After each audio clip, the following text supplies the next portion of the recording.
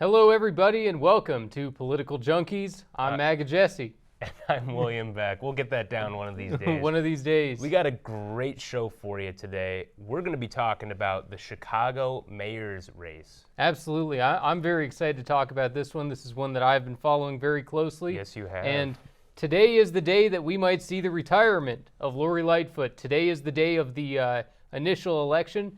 This is going to determine who the two runoff candidates are.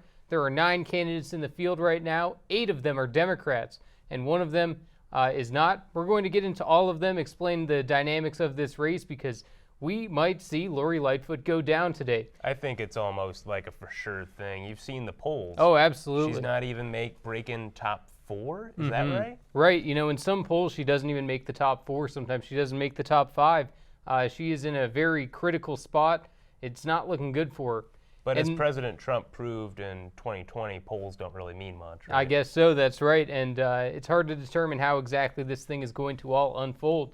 Like I said, there are 9 different candidates who are in this race, 4 of which are not going to have any chance of qualifying for this runoff election. But I say that it is up in the air. There are 5 people who are running who all have a chance of making it into this runoff election. But before we get into that, there is Sophia King and Roderick Sawyer. Those are 2 of the candidates, both Democrats. They're both aldermen, which is city council for the city of Chicago. Both of them have been polling very, very lowly. They haven't been able to get any traction.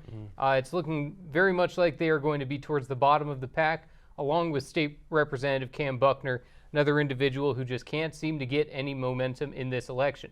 And then there is also Jamal Green, who is an activist. There's no way it's pronounced Jamal. It is. It's Jamal. It's Jamal. And it sounds like a white pronunciation of Jamal. Yeah, it does actually, but he does go by Jamal. That's funny. And one thing I'll give credit to this Jamal Green for, despite him being probably the most progressive person who is running in this election, he's at least more honest than these other politicians. He calls out these politicians saying, "Why aren't you doing your job? Why are you attending all of these forums and you aren't representing us?" Typical MAGA Jesse. Look, he's consistent. more progressive, and that's why I like him. Well, I'm saying this. Let me.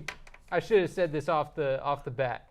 Every single candidate running for Chicago mayor is almost no good. We don't have a great candidate in this race.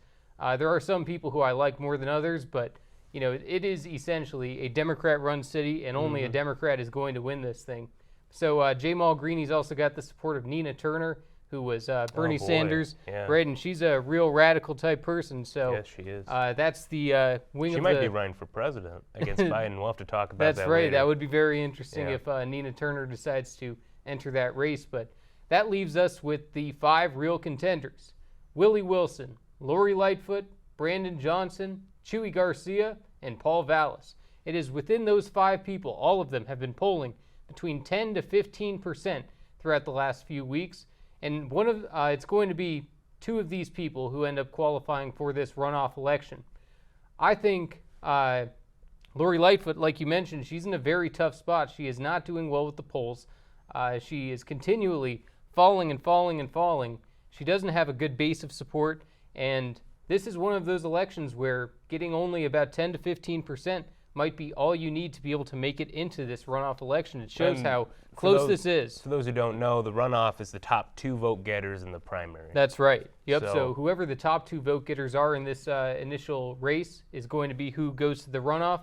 There would be no runoff if somebody got 50% of the vote, but that's not going to happen. It's so divided, and that's what I like to see. I like to see a good divided political race. And I just want to remind people, in case you don't know who Lori Lightfoot is, we have a video of her. It shows how much of a joke she is. This is her dressing up as the Rona Destroyer for the press on Halloween. Check it out. Well, before we go, looks like trick-or-treating will be happening in Chicago this year.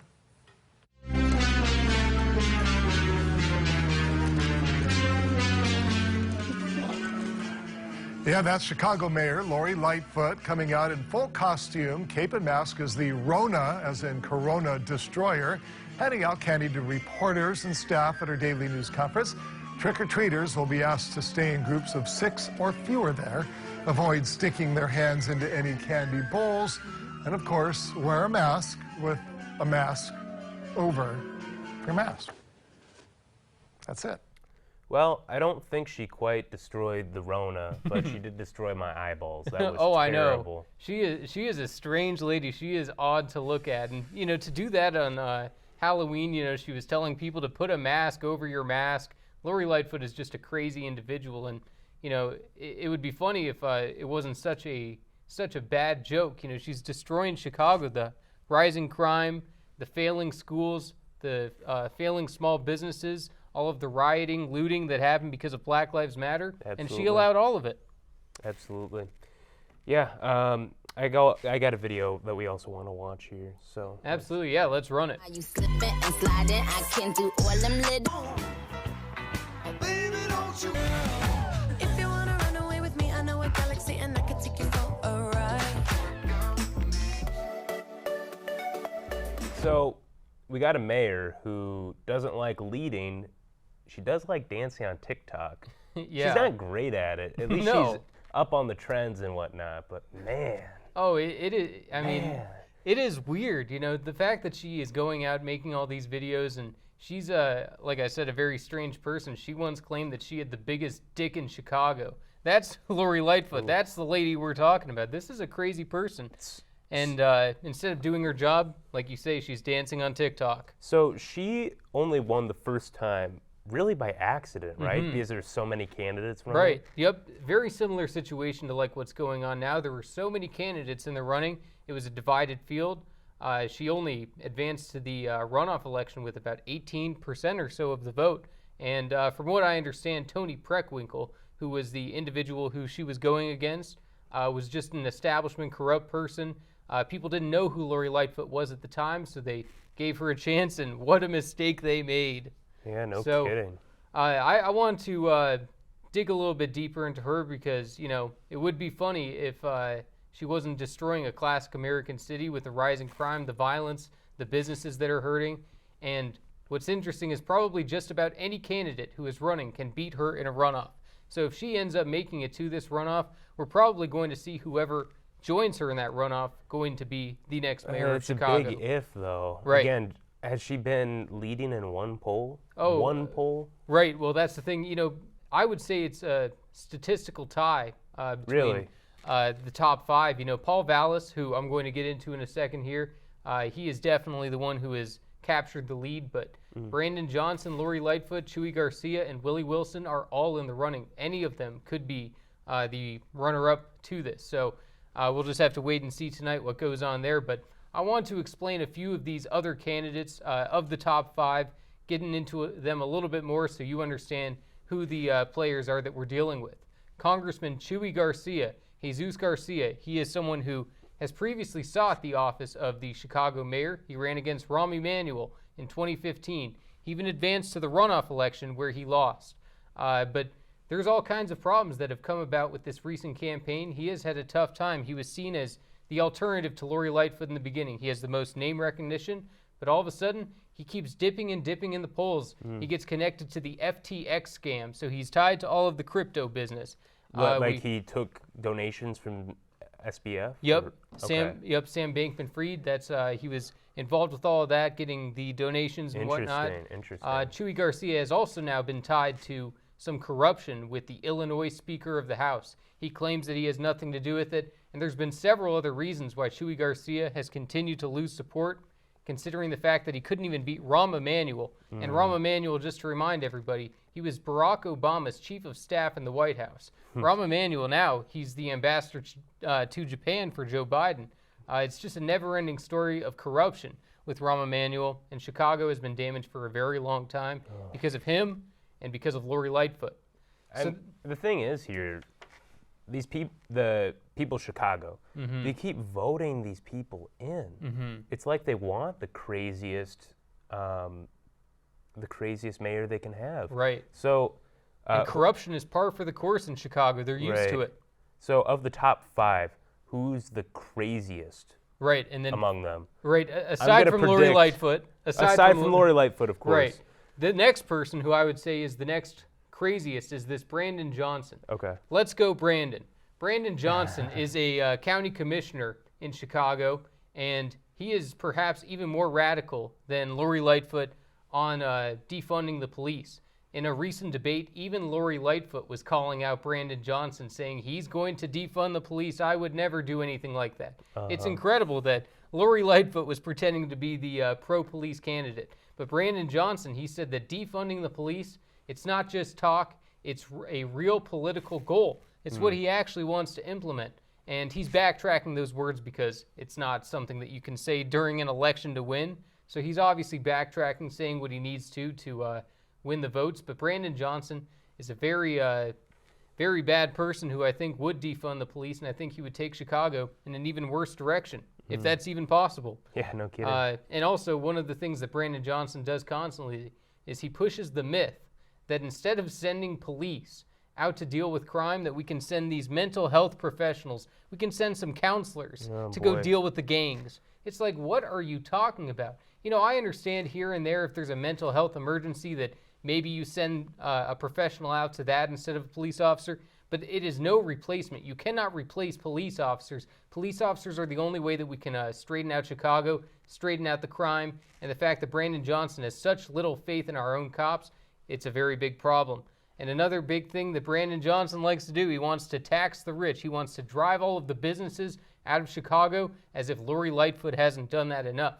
And on top of it, Brandon Johnson, he was an Elizabeth Warren supporter. That's the only thing that's more annoying than a Bernie bro, is an Elizabeth Warren supporter. You know, it's even worse to have to deal with. Brandon Johnson, I think, is the worst candidate running for Chicago mayor. He is climbing in the polls. I would really not like to see him advance into this final two. And then we have Paul Vallis, who we had mentioned. He is climbing in the polls. He is going to probably be the front runner, the person who gets the most votes in this election. And it's interesting, the people who have gathered to support Paul Vallis. Paul Vallis is the former CEO of the Chicago Public Schools and the CEO of Philadelphia Public Schools. Then he ended up going to Louisiana, Connecticut, and then Chicago State University as a trustee. He's been all over the map. Some of his opponents say that he's been chased out of every town that he's been doing this work. I can't confirm that, but it seems to me that Paul Vallis has been jumping to job to job to job. In 2001, Paul Vallis was actually a candidate for governor of Illinois, and he came very, very close. He was within 2 percentage points of winning the Democratic primary for governor, which could have meant that a Governor Paul Vallis of Illinois was a very real possibility in 2001. And then in 2014, he ran for lieutenant governor, selected by the incumbent governor, Pat Quinn. Pat Quinn, the lieutenant governor, was resigning, so Pat Quinn needed somebody else. He tapped Paul Vallis, and then what happened? They lose the election to a Republican in Illinois, Bruce Rayner. That was the election that Bruce Rayner was able to win the governorship of Illinois, and it's when Paul Vallis was on the ballot. And so Paul Vallis, he's not someone who has the best political history because he keeps on losing. And then he decided to run for mayor of Chicago in 2019, in this last election. And he only got 5.43% of the vote. So it's interesting to see that he has become the consolidated candidate for everybody to get behind. The Chicago GOP was previously supporting him in the last go-around. I think they still are secretly supporting him. Really? He also has gotten the support of the police, the Chicago Police Union, and there was even some problems where Ron DeSantis, your friend here, had gone to Chicago and was speaking, trying to win the endorsement of the Chicago Police Union for his potential 2024 campaign. And that caused some problems for Paul Vallis because, as we know, Chicago is a very, very liberal city. And when people were seeing that the police union was supporting Ron DeSantis and Paul Vallis, it actually caused a dip in Paul Vallis's numbers. What is your interpretation of that event? Yeah, I had seen some buzz about this when it happened. Actually, before we talked about it this morning, I thought that Ron DeSantis had endorsed this guy. Because that's what everyone was saying. But no, he just happened to speak in an event, and then everyone's like connecting the dots in their own head. And like, oh, Ron DeSantis, police, fraternal order, Paul Vallis. Yep, exactly. But I guess, you know, the people of Chicago want what they want. Right, and it was, of course, it wasn't a direct endorsement. I'm sure he didn't even mention Paul Vallis, and I'm sure it was just a problem with the timing more than anything. I'm sure that Ron DeSantis said, well, it doesn't bother me if you have a mayoral election going on, but Perhaps that did do some damage to Paul Vallas, who is considered to be perhaps the most conservative candidate in this election. But what's very interesting, Governor Pat Quinn, the one who tapped Paul Vallas to be his lieutenant governor, who is Pat Quinn endorsing in this election? None other than Congressman Chuy Garcia. It's an unbelievable situation what's going on. It shows how much of a spider web Chicago is. Lines are going everywhere. Everything's somehow connected, and it's very interesting. But we have to get into my absolutely favorite candidate, which is Willie Wilson. Like I said in the beginning here, there are 9 candidates. 8 of them are Democrats. 1 of them is not. And what party does Willie Wilson belong to? Well, the Willie Wilson Party, of course. Oh. He belongs to a party just of his own name. And that's because he understands that the Republicans and Democrats are all corrupt. He just wants to do things his own way. And he's got a very inspiring story. He's got a net worth of upwards of $25 million. He was someone who dropped out of school while he was in the 7th grade. He was flipping burgers at McDonald's until he became a manager, and then he ended up owning 5 franchises of McDonald's. And after that, he decided to sell those businesses, create a medical supply company, and he's been very successful ever since. He ran for mayor in 2015 against Rahm Emanuel and got 10.66% of the vote, so he has a strong base in this in Chicago. He then ran again for mayor in 2019, getting 10.61%. So it shows that he has a solid 10% of the people of Chicago who are going to support him in any given election. And he got 3rd place in the 2015 election, 4th place in the 2019 election. And he did make the mistake after, in 2019, he endorsed Lori Lightfoot. Oh, and, no. I don't know how you can like this guy anymore. Right. But he says he regrets it and that he made a big bad decision. But that's not the only crazy endorsement of Willie Wilson. In 2016, Willie Wilson voted for Donald Trump for president while he was still registered as a Democrat to vote. Nice. And also, not only that, Willie Wilson ran for president in 2016 as a Democrat. The Democratic Party wouldn't allow him to be in any of the debates. The Democratic Party wouldn't allow him to be treated as a real candidate in any way at all. So he decided to get behind Donald Trump. Nowadays, he says he will never vote for Trump again. He didn't vote for him in 2020. He says he won't vote for him in 2024. Willie Wilson's just a very interesting guy. I'd like to even play a video. Some people say that he's not a very eloquent speaker. Some people say that he's a little bit tough to understand. So I went ahead and I dubbed a video so that you can be able to tell exactly what Willie Wilson's saying at any given moment. Here we go. Oh, you did. A poor city kid just tried marijuana and can be sentenced long years in prison. The dealer that brought it to him or her make millions of dollars and goes free. Is that fair? I don't think so. It's time we focus on the criminal and not the victim. Correcting injustice like this should be a priority of your president. If elected, it would be mine. So obviously, were you able to understand what he was saying there?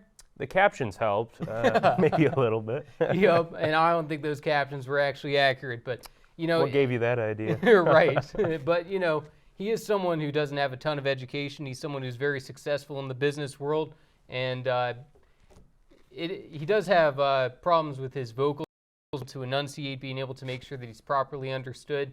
But that aside, I think he is actually the best candidate. He's gotten in some trouble lately because he said that when criminals flee the police, we need to hunt them down like rabbits. Wow. And so that was something that people weren't too happy with. He also and it's tough to understand his accent. It's tough to understand what he's saying.